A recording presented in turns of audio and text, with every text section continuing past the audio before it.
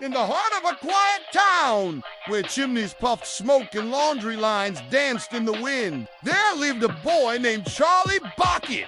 Charlie wasn't rich, not even close. His house was small and crooked, with windows that rattled when the wind blew too hard. He had 4 grandparents, all very old, all very noisy, and all sharing the same creaky bed and food.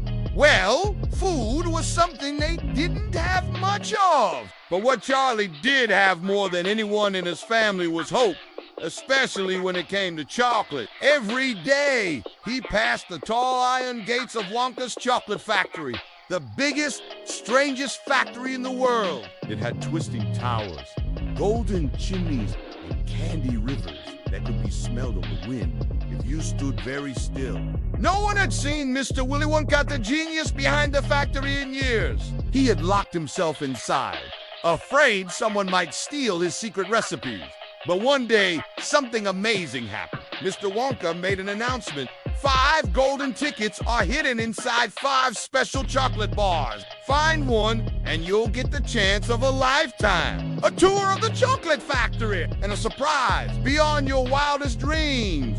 People went crazy. Children begged for candy bars. Parents bought them by the box. Factories worked day and night trying to find those tickets. But Charlie, he got only 1 bar for his birthday, a tiny one, wrapped in silver paper. He held it like it was treasure. Slowly, carefully, he peeled it open. Inside, nothing. No ticket, just your key! He smiled anyway.